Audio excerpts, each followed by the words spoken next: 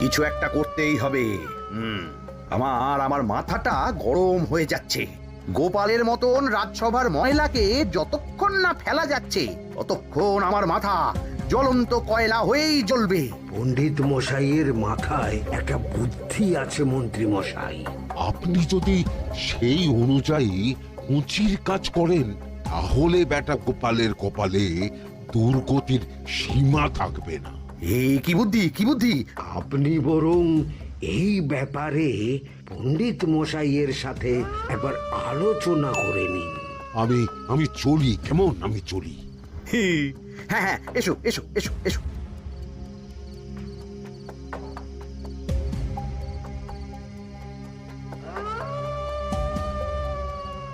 আরে ওই তো আমার বাঁ হাত ঘটা আসছে। বেটাকে দিয়ে একটা কাজ করাতে হবে। এ কি মন্ত্রী মশাই, আপনি এখানে দাঁড়িয়ে কি করছেন? এই একটা গুরুত্বপূর্ণ ব্যাপারে কথা বলছিলাম। একটা একটা কাজ করতে পারবি? কি কাজ করতে হবে বলুন মন্ত্রী মশাই। আমাকে একটু ঠান্ডা জল, পাতিলেবু আর পুদিনার পাতা দিয়ে শরবত বানিয়ে খাওয়াতে পারবি? সেসব আমার ঘরে ব্যবস্থা করাই আছে। চলুন চলুন, আমার সাথে চলুন। হ্যাঁ হ্যাঁ, চল চল চল চল চল।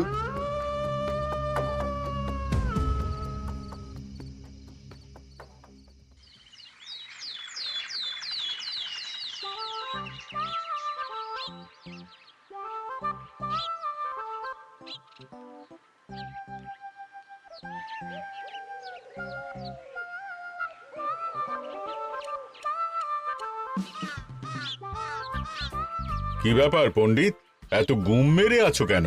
সকাল সকাল গিন্নি খুব বকেছেন মনে হচ্ছে।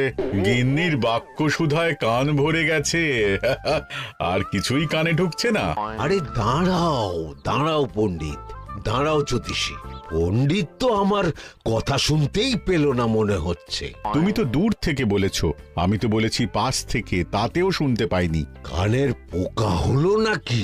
কি গো পণ্ডিত, ব্যাপার কি? কেমন বুঝছো?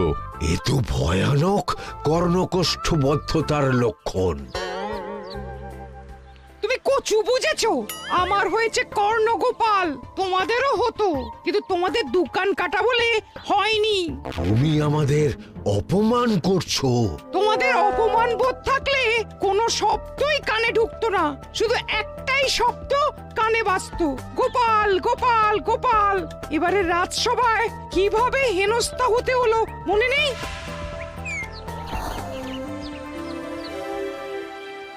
মহারাজ, একটা ভিক্ষা আছে। ভিক্ষার জন্য কৃষ্ণনগরের রাস্তাই সবচেয়ে উপযুক্ত জায়গা গোপাল, তুমি বরং সেখানেই যাও। মন্ত্রী, মন্ত্রী মশাই ঠিকই বলেছেন মহারাজ। যে যার নিজের জায়গা থেকে কথা বলে। কুকুর বলে ভৌ ভৌ, বেড়াল বলে মিউ মিউ, কাক বলে কা কা। মন্ত্রীর ভিক্ষার জায়গা কৃষ্ণনগরের রাস্তা, আর গোপালের ভিক্ষার জায়গা মহারাজ কৃষ্ণচন্দ্রের দুয়ার। বলো কি ভিক্ষা? বাড়িতে পুজো আছে মহারাজ, খরচা অনেক, কিছু ঋণ আবশ্যক। যদি 100 মোহর। ঋণ তোমাকে আমি দিতে পারবো না গোপাল। পুজো উপলক্ষে তোমাকে আমি 100 মোহর দিলাম। মহারাজ, আমিও ঠিক এই কথাটাই বলতে যাচ্ছিলাম। আমরাও তাহলে বাড়িতে পুজো করব। পুজোর জন্য আমাদের অনেক খরচ, তাই যদি... অবশ্যই অবশ্যই, কত ঋণের প্রয়োজন খাজাঞ্চির কাছ থেকে নিয়ে নিও, সুদটা আমি মাফ করে দিলাম। মহারাজ, গোপালকে দান আর আমাদের ঋণ? হ্যাঁ, কারণ তোমরা নিজেরা খাবে, কিন্তু গোপাল অন্যদের খাওয়াবে। গোপালের মতো মানুষের সঙ্গে থাকাই হলো রাজধর্ম। কিন্তু তাছাড়াও তোমরা হলে 80 যাই বেতন পাই দলের লোক। গত 1 বছরে তোমার কোন মন্ত্রণা দেশের কাজে এসেছে? পণ্ডিত কোনো নতুন তত্ত্ব শুনিয়েছে? জ্যোতিষী কোনো অমোঘ ভবিষ্যৎবাণী করেছে? আর বৈদ্য 3 বছর ধরে আমার হাঁটুর ব্যথা সারাতে পারেনি। কিন্তু গোপাল, গোপালের ভাঁড়ে হাস্যরসের কখনো অভাব হয়নি। মনে আছে? আছে। কিন্তু করার তো কিছু নেই। আছে। কিছু ভেবেছো নাকি পণ্ডিত? তোমাদের মনে আছে মহারাজ মোহর দেওয়ার পর গোপাল সেদিন বলেছিল কি গোপাল, খুশি তো? মহারাজ, আপনি আমাকে এক মুঠো ধুলো দিলেও আমি খুশি। সেই ধুলো মুঠোই আমি সোনা মুঠো করে ফেলবো। মনে নেই আবার? একটু ঝেড়ে কাশো তো দেখি পণ্ডিত, কি ভেবেছো? যা হবে দেখতেই পাবে।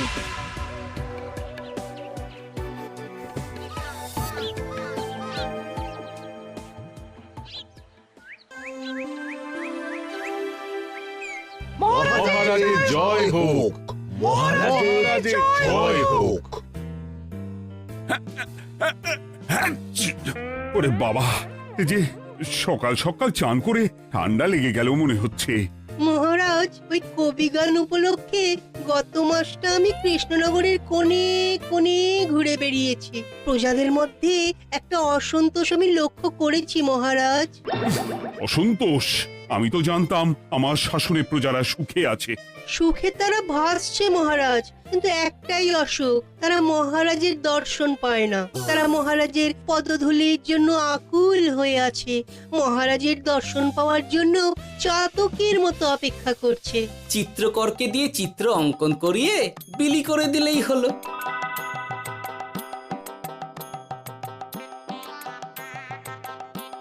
খুব ধুলো হয়েছে মহারাজ, কিন্তু এত ধুলো।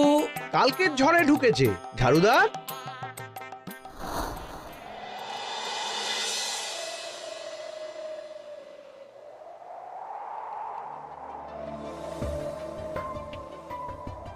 এই সুযোগ, রাজসভা ফাঁকা, এমন ঝড় যে পেয়াদারাও বাইরে নেই। কাজটা সেরে ফেল, বুঝলি? কিরে, কাজটা কর।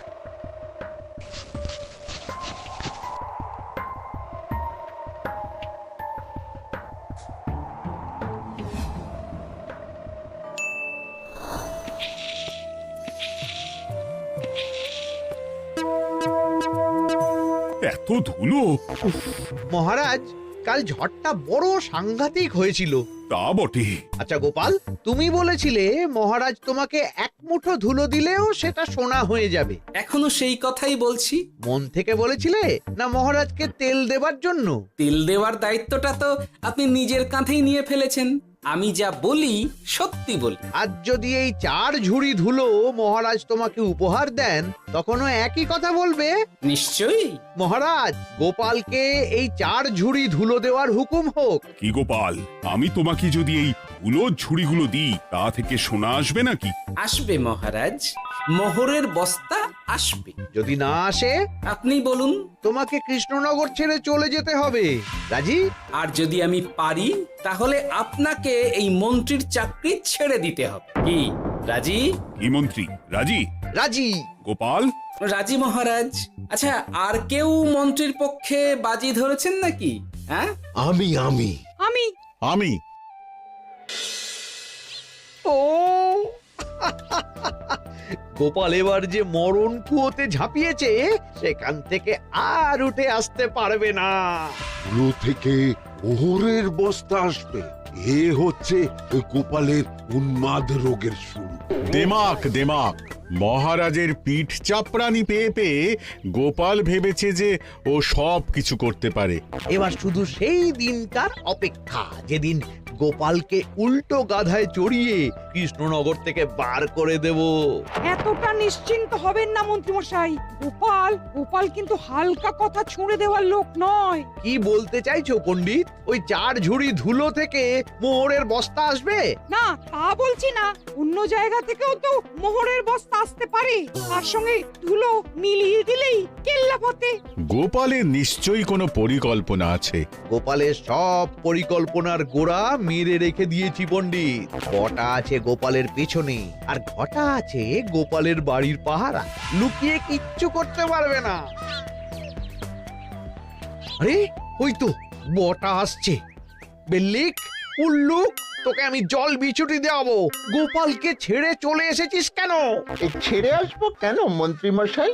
গোপালকে ওর বাড়ির সামনে ছেড়ে এসেছি। ওখানে তো ঘটা আছে। ও বড্ড ঘুরিয়েছে বেটা। কোথায় কোথায় গিয়েছিল গোপাল? 4 ঝুড়ি ধুলো নিয়ে বেটা বাড়ির উল্টো দিকে হাঁটা দিল। চললাম পিছু পিছু। যাচ্ছিল কোন দিকে?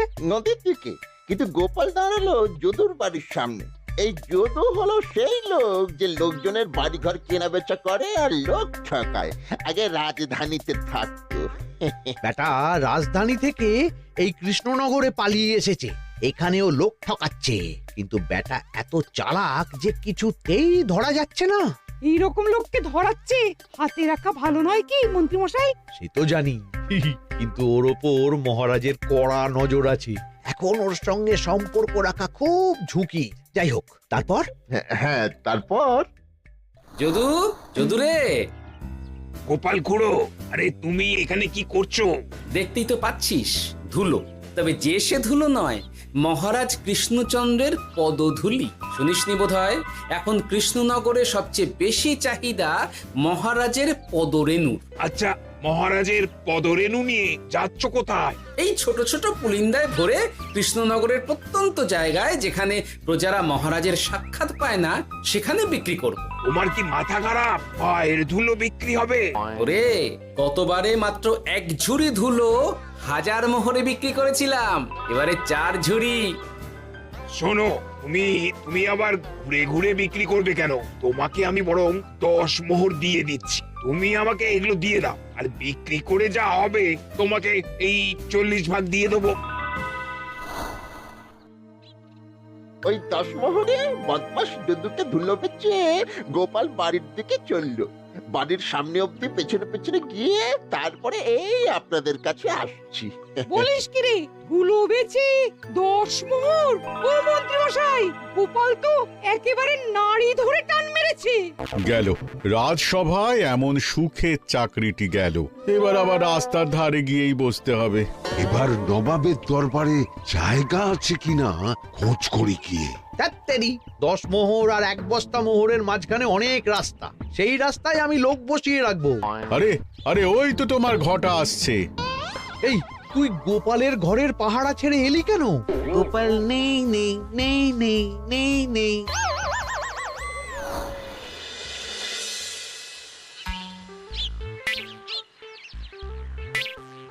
আরে, ভয় পেলি নাকি? না না না না না, ভয় পাবো কেন? শোন, তোকে পেয়ে আমার খুব ভালো হলো বুঝলি। তোকে আমার একটা কাজ করতে হবে। বলো বলো। আসলে বুঝলি, আমার না গিন্নিকে নিয়ে তার বাপের বাড়ি যাওয়ার কথা ছিল, কিন্তু হঠাৎ বিশেষ কাজে আমাকে খামবাজে চলে যেতে হচ্ছে। এখন আমি গিয়ে গিন্নিকে বললে বুঝতেই পারছিস কুরুক্ষেত্র হয়ে যাবে একেবারে। তাই আমি কাউকে খুঁজছিলাম যে আমার বাইরে যাওয়ার খবরটা আমার গিন্নিকে গিয়ে দেবে। তুই পারবি বাবা ঘটা? ওরে বাবা, আরে আরে আরে, ভয় পাস না, তোকে গিয়ে মুখে কিছু বলতে হবে না। এই নে, এই চিঠিটা আমার বউকে দিবি।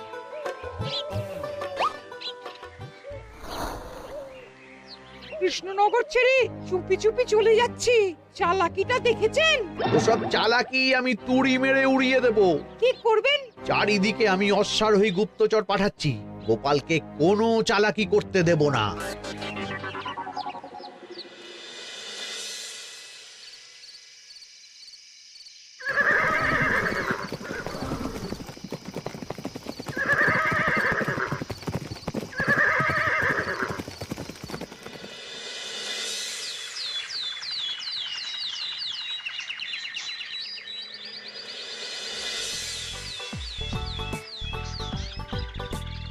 অং বং পিং পং। হ্যাঁ, ওরে বাপ রে, এ আবার কি বলে? মানে বুঝিতে পারিলে না? অং বং পিং পং অর্থাৎ আইসো আমার নিকট বিদেশি জাদু শরবত আছে, ইহাতে তৃষ্ণা নিবারিত হয়, শক্তি বৃদ্ধি হয়, ঘুম ভালো হয়, সম্পর্কের উন্নতি হয়, জামা কাপড় ফর্সা হয়, তু শব্দ না করে সকাল সকাল কষ্ট পরিষ্কার হয়, মূল্য মাত্র 1 মোহর। বোঝো, ওইটুকু অং বঙ্গের মধ্যে এত কিছু? ঠিক আছে, তা দাও দেখি, আপাতত টেস্টটা তো মিটু, বাকিগুলো পরে বোঝা যাবে।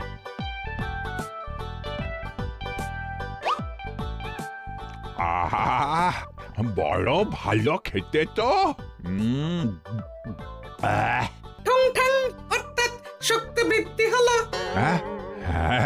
হ্যাঁ, মনে হচ্ছে গায়ে যেন 2 গুণ বল পাচ্ছি। কি হয়েছে ভাই? এ কি? এ ভিন দেশ থেকে জাদু শরবত নিয়ে এসেছে গো। জাদু শরবত ভিনদেশ। একেবারে, হ্যাঁ, একেবারে বহু ভুজা শরবত। খেলে তেষ্টা যাবে, গায়ে জোর হবে, ঘুম হবে, সম্পর্ক ভালো হবে, জামা কাপড় ফর্সা হবে, সকালে হ্রাস করে পেটও পরিষ্কার হবে। সে কি? দাও গো ভাই, আমাকেও দাও। গুড় জল, সঙ্গে একটু ভাজা মশলা, আমচুর আর বিট নুন, শুদ্ধ দেশি জিনিস। জানলে কেউ ছুঁয়েও দেখতো না, কিন্তু একটু বিদেশি গন্ধ দিতেই একেবারে হট্টমেলা। আরে তোমরাও এসেছো দেখছি। সং সং শঙ্কা, লং লং লঙ্কা। মানে অর্থাৎ এই শরবত খেলে আর শঙ্কা নাই, বুদ্ধি লঙ্কার মতন ঝাল হয়ে যাবে।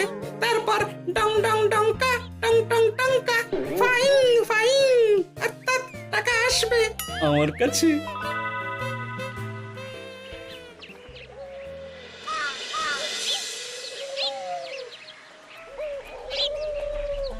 ঝপ ঝপ ছপাং, ভট ভট ফটাং। অর্থাৎ উহাকে দৌড়িয়েছ কেন? বেটা জোচ্চোর অনেককে ঠকিয়েছে। অনেক দিন থেকে তককে তককে ছিলাম। এবার এই ধুলো নিয়ে মহারাজের পায়ের ধুলো বলে বিক্রি করছিল। একটা বেনামি চিঠিতে খবর পেয়ে বেটাকে ধরেছি। ব্যাং ব্যাং বিগ ব্যাং। অর্থাৎ বাহ বাহ বাহ বাহ। বেনামি চিঠিটা আমি দিয়েছিলাম বাবু। বাবা যদু, তুমি সেই রাজধানী থেকে কৃষ্ণনগর অবধি মানুষকে অনেক খোল খাইয়েছ।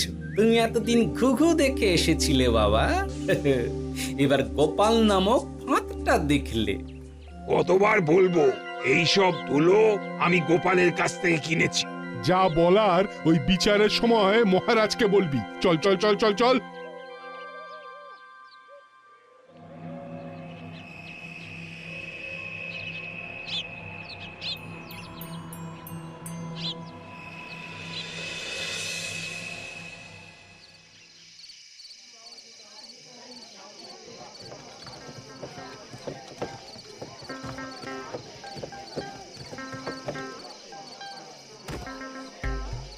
ঝন্টু মন্টু ননাংফু।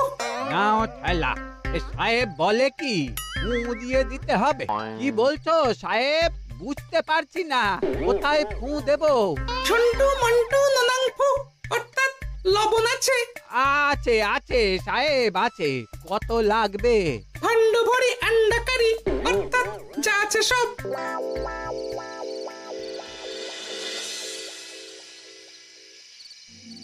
ব্যাস, মোটামুটি আশেপাশে সব দোকানের নুন এখন আমার জিম্মায়। এবার আসল মজা শুরু হবে।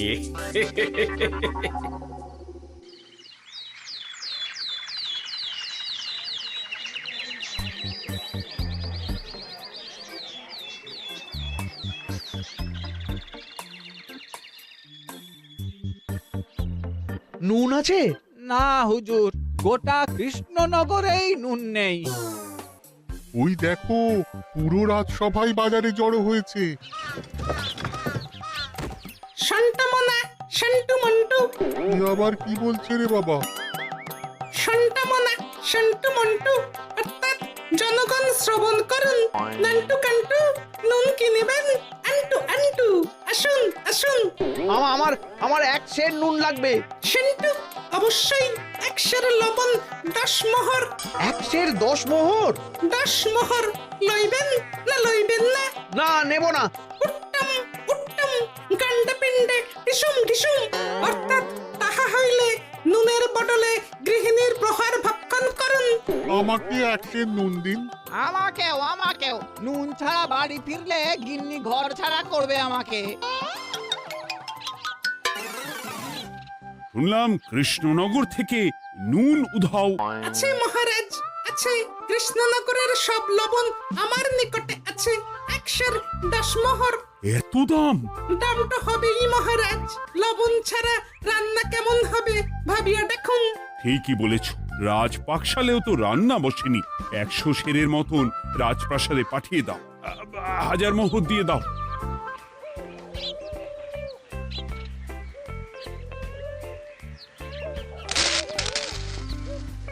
ব্যাস, 1 বস্তা মোহর হয়ে গেছে। গোপাল? হ্যাঁ মহারাজ, গোপাল। যে 4 ঝুড়ি ধুলো থেকে 1 বস্তা মোহর রোজগার করেছে। ইয়া বাত! চলো রাজসভায়, পুরো গল্পটা শুনতে হবে। সকলেই এসো তাহলে রাজসভায়। কিন্তু মহারাজ, যারা বাজি হারলো তাদের তো চাকরি গেছে, তো তারা রাজসভায় যাবে কি করে? ঠিক ঠিক ঠিক বলেছ। আর যারা বাজি হারলো তারা বাদ, বাকিরা চল। এই সেরেছে, গোপাল তো আবার বাজি মেরে দিল। ও মহারাজ, আমাদের দেখুন। ও মহারাজ, আমাদের দেখুন। ও মহারাজ।